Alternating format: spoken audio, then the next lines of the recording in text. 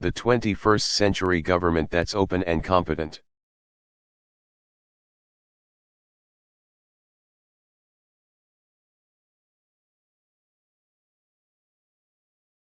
A government that lives within its means.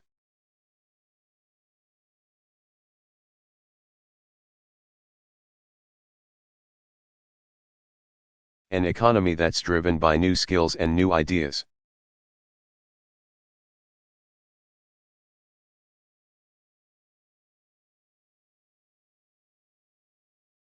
Our success in this new and changing world will require reform, responsibility, and innovation.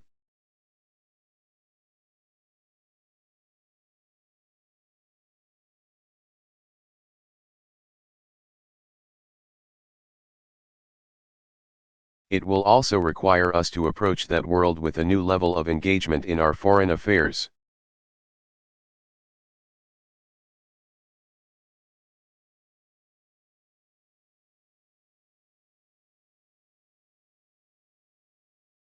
Just as jobs and businesses can now race across borders, so can new threats and new challenges.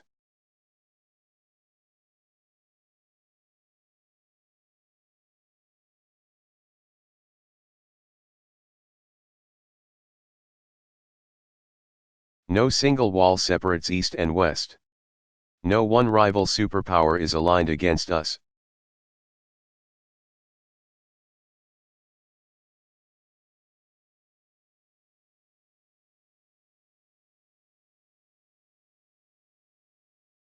And so we must defeat determined enemies, wherever they are.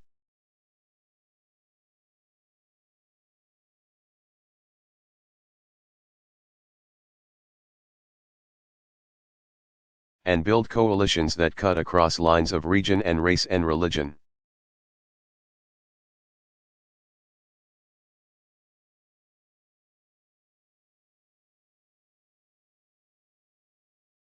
And America's moral example must always shine for all who yearn for freedom and justice and dignity.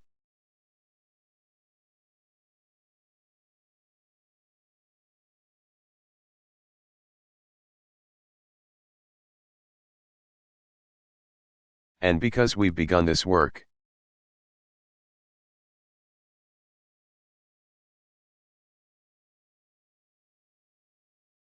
tonight we can say that American leadership has been renewed and America's standing has been restored.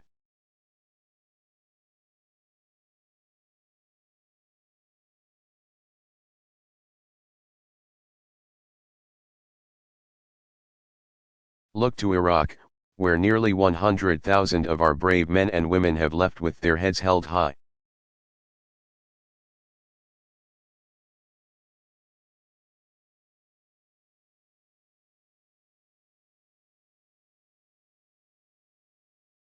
American combat patrols have ended, violence is down, and a new government has been formed.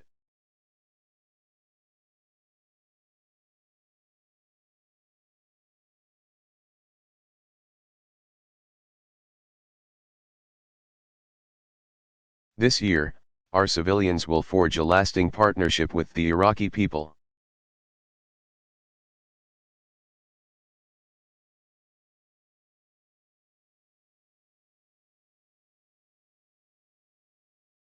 While we finish the job of bringing our troops out of Iraq, America's commitment has been kept. The Iraq War is coming to an end.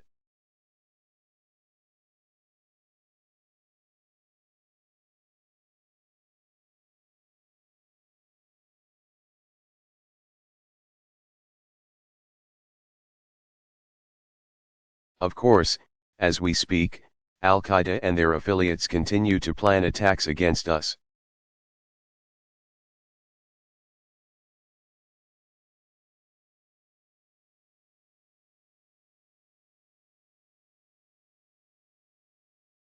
Thanks to our intelligence and law enforcement professionals.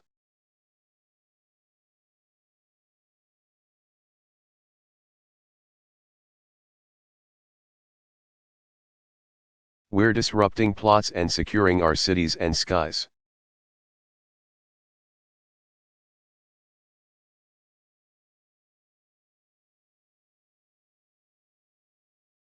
and as extremists try to inspire acts of violence within our borders.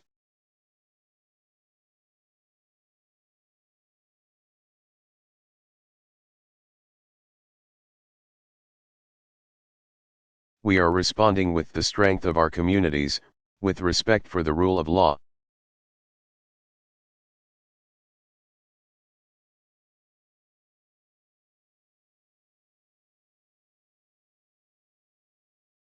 And with the conviction that American Muslims are a part of our American family.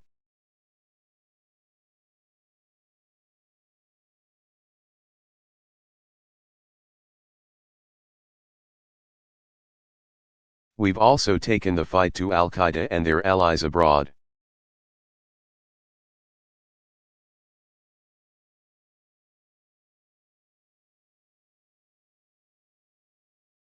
In Afghanistan, our troops have taken Taliban strongholds and trained Afghan security forces.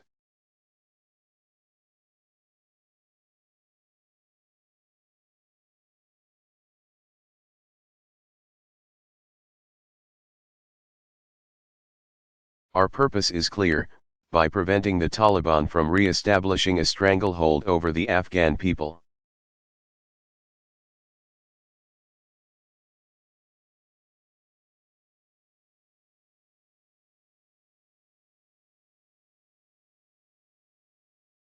We will deny Al-Qaeda the safe haven that served as a launching pad for 9/11.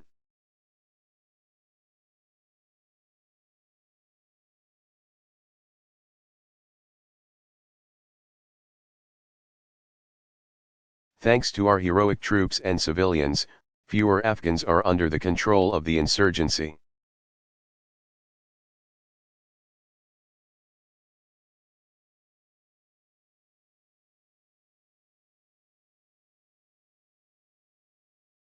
There will be tough fighting ahead, and the Afghan government will need to deliver better governance.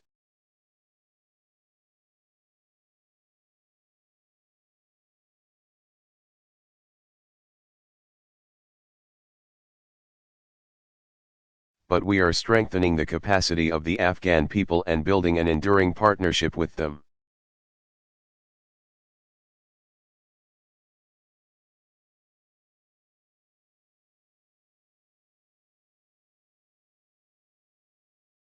This year, we will work with nearly 50 countries to begin a transition to an Afghan lead.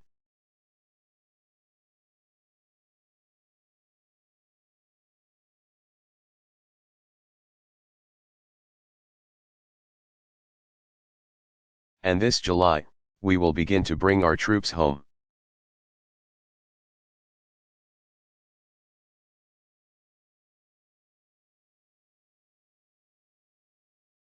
In Pakistan, Al-Qaeda's leadership is under more pressure than at any point.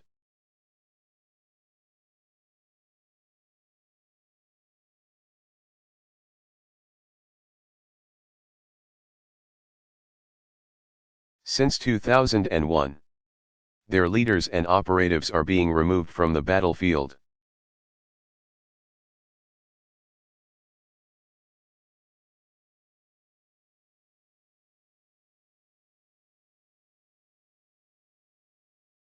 Their safe havens are shrinking. And we've sent a message from the Afghan border to the Arabian Peninsula to all parts of the globe.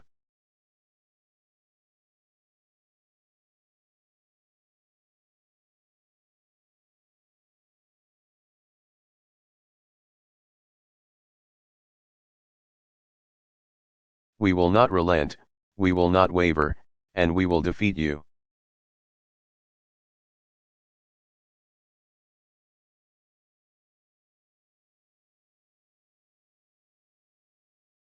American leadership can also be seen in the effort to secure the worst weapons of war.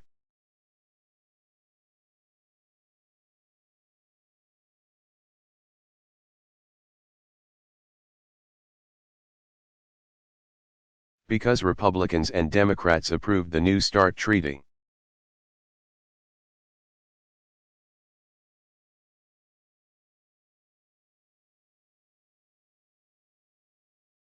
Far fewer nuclear weapons and launchers will be deployed.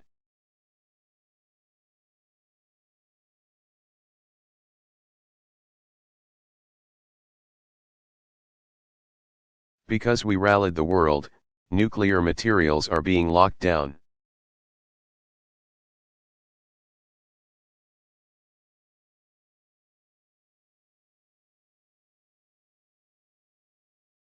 On every continent so they never fall into the hands of terrorists.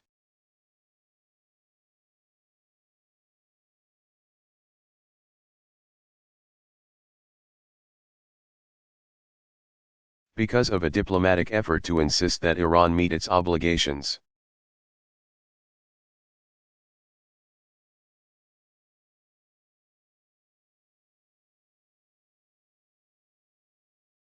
The Iranian government now faces tougher sanctions, tighter sanctions than ever before.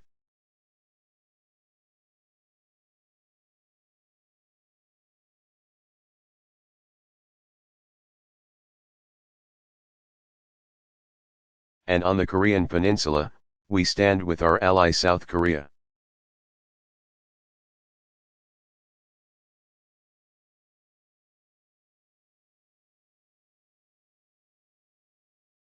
And insist that North Korea keeps its commitment to abandon nuclear weapons.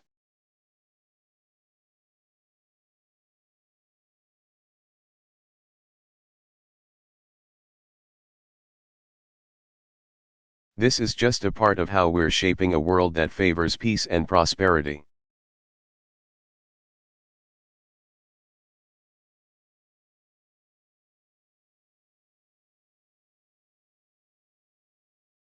With our European allies, we revitalized NATO and increased our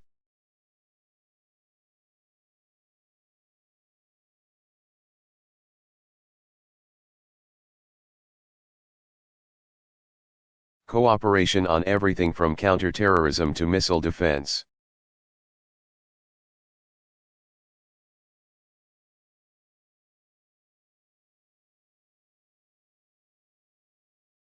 We've reset our relationship with Russia, strengthened Asian alliances.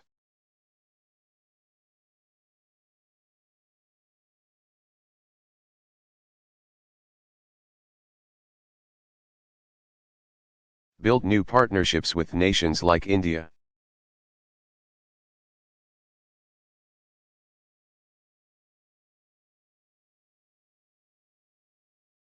This March, I will travel to Brazil, Chile, and El Salvador to forge new alliances across the Americas.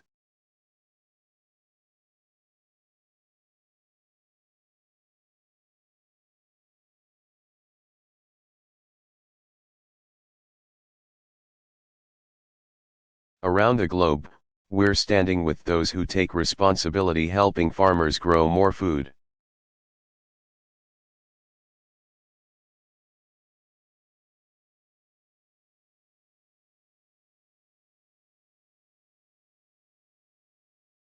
Supporting doctors who care for the sick, and combating the corruption that can rot a society and rob people of opportunity.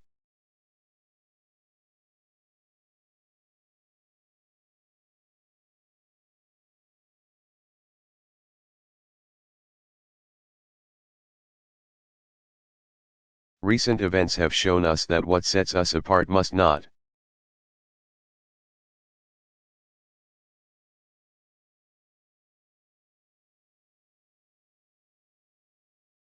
Just be our power, it must also be the purpose behind it.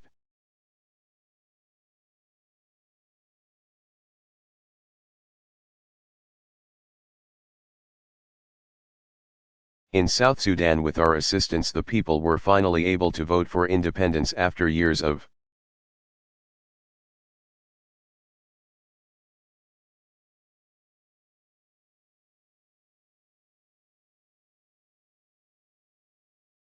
war. Thousands lined up before dawn. People danced in the streets. One man who lost 4 of his brothers at war summed up the scene around him.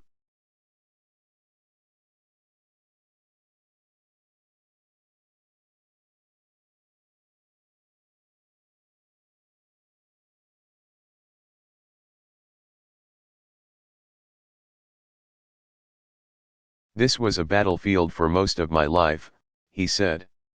Now we want to be free.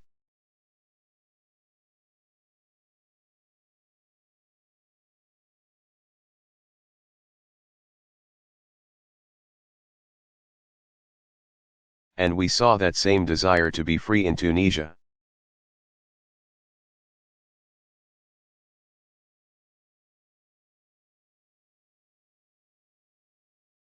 Where the will of the people proved more powerful than the writ of a dictator.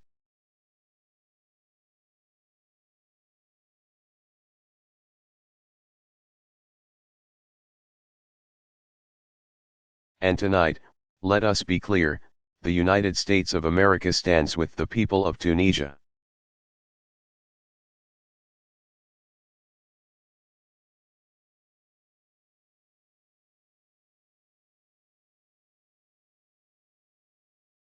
And supports the democratic aspirations of all people.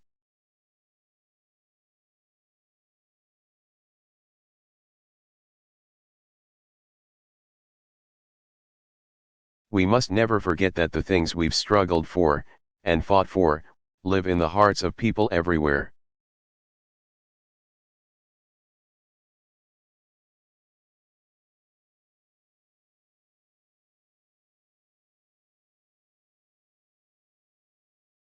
And we must always remember that the Americans who have borne the greatest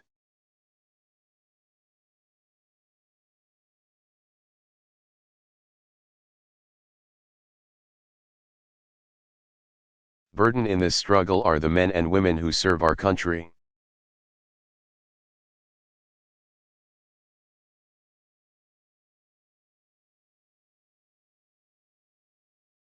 Tonight, let us speak with one voice in reaffirming that our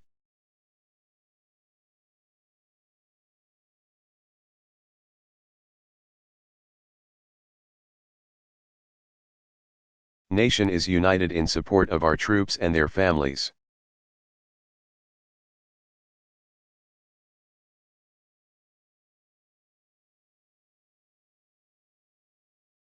Let us serve them as well as they've served us by giving them the equipment they need.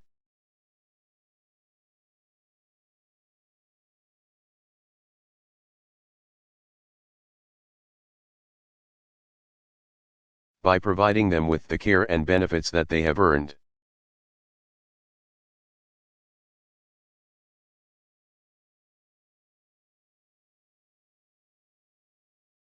And by enlisting our veterans in the great task of building our own nation.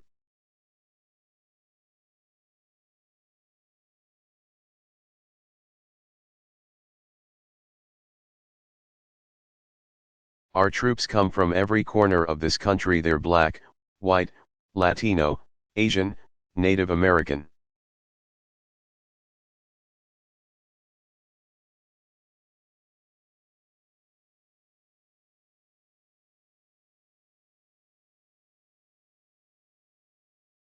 They are Christian and Hindu, Jewish and Muslim.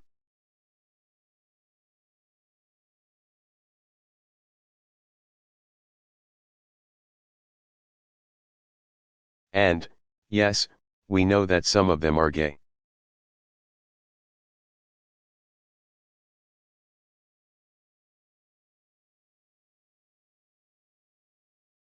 Starting this year, no American will be forbidden from serving the country they love because of who they love.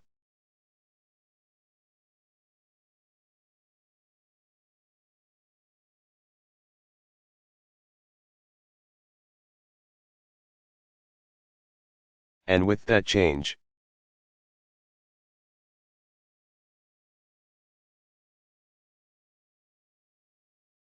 I call on all our college campuses to open their doors to our military recruiters and ROTC.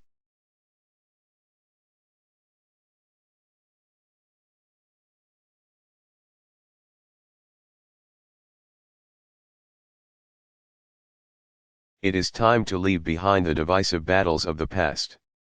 It is time to move forward as one nation.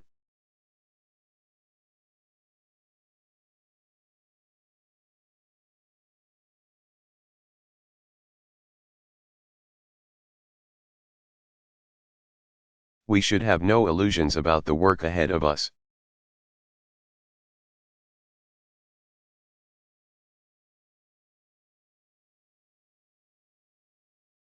Reforming our schools, changing the way we use energy.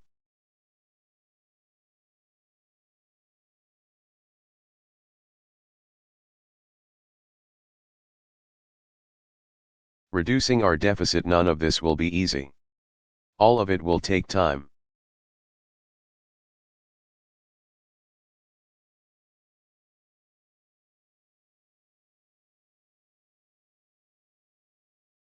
And it will be harder because we will argue about everything.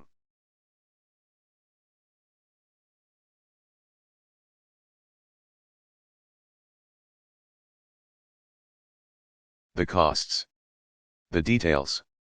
The letter of every law.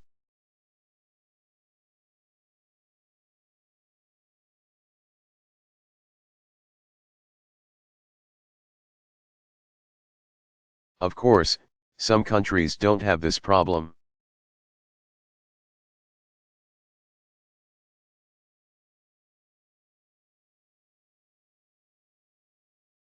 If the central government wants a railroad, they build a railroad, no matter how many homes get bulldozed.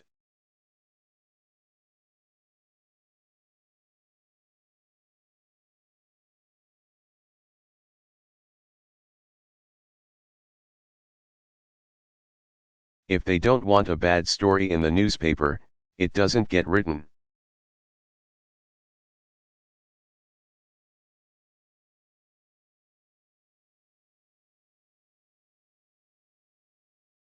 And yet, as contentious and frustrating and messy as our democracy can sometimes be,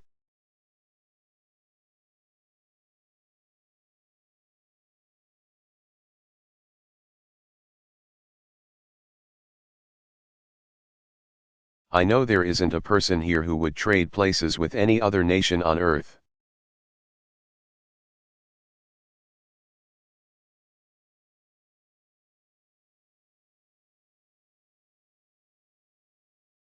We may have differences in policy, but we all believe in the rights enshrined in our Constitution.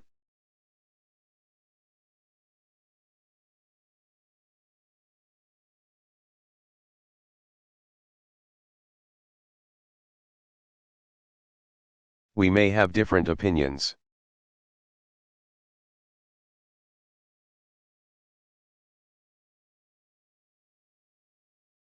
But we believe in the same promise that says this is a place where you can make it if you try.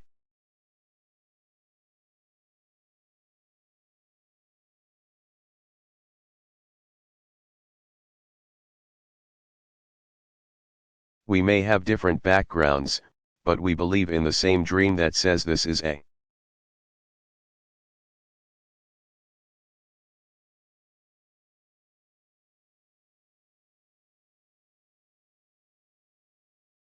country where anything is possible. No matter who you are. No matter where you come from.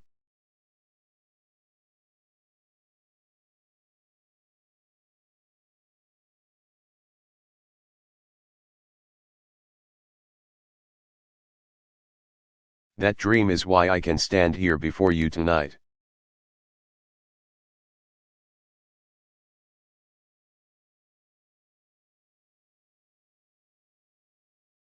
That dream is why a working class kid from Scranton can sit behind me.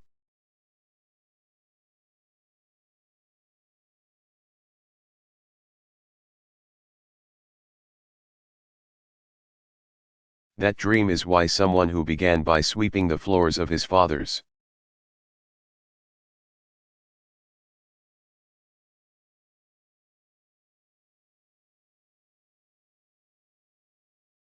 Cincinnati bar can preside as Speaker of the House in the greatest nation on earth.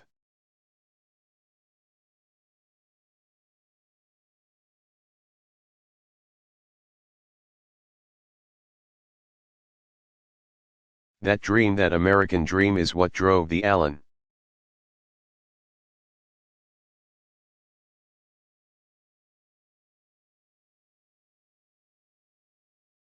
brothers to reinvent their roofing company for a new era.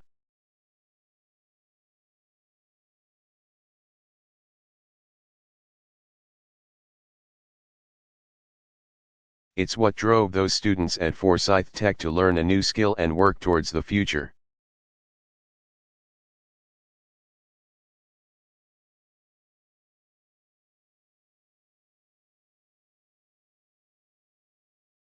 And that dream is the story of a small business owner named Brandon Fisher.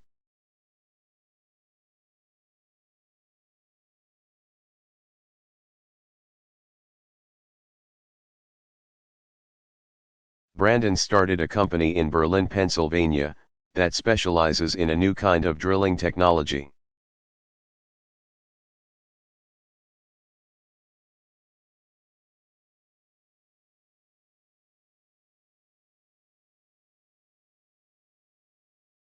And one day last summer, he saw the news that halfway across the world,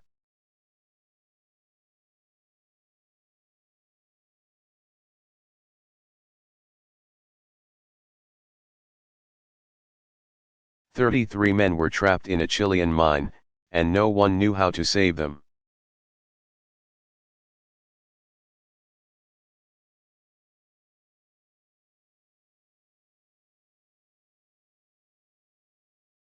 But Brandon thought his company could help.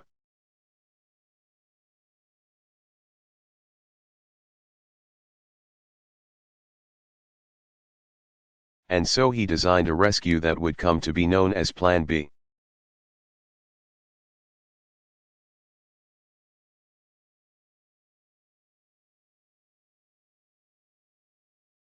His employees worked around the clock to manufacture the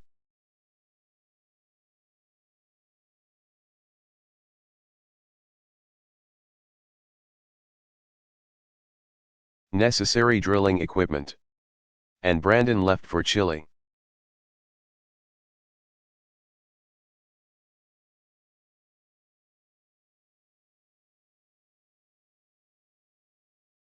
Along with others, he began drilling a 2,000-foot hole into the ground.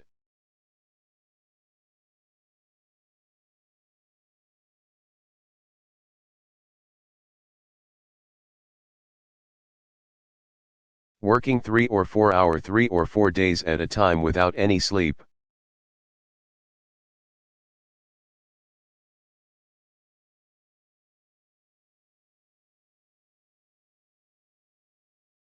"37 days later, Plan B succeeded, and the miners were rescued.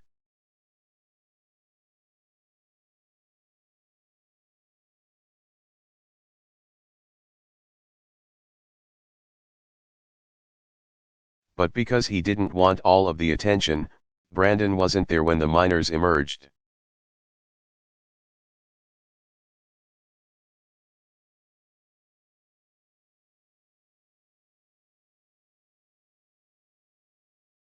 He'd already gone back home, back to work on his next project.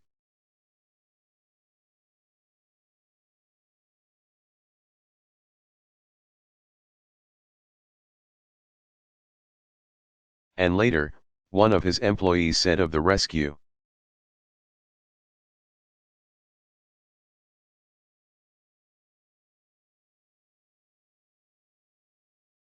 "We proved that Center Rock is a little company, but we do big things."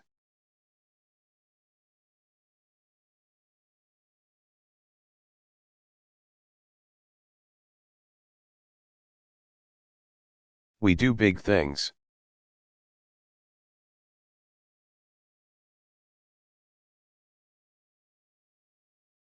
From the earliest days of our founding, America has been the story of ordinary people who dare to dream.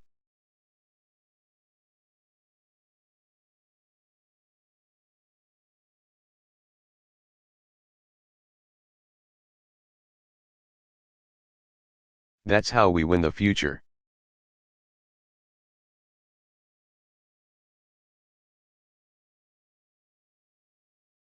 We're a nation that says, "I might not have a lot of money, but I have this great idea for a new company."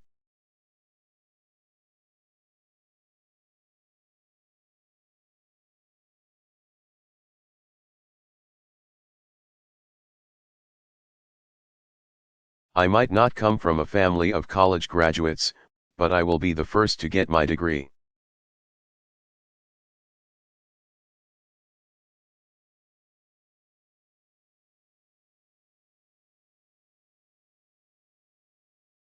I might not know those people in trouble, but I think I can help them, and I need to try.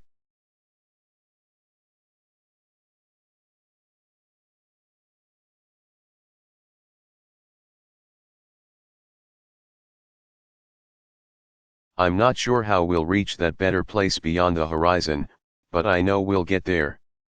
I know we will.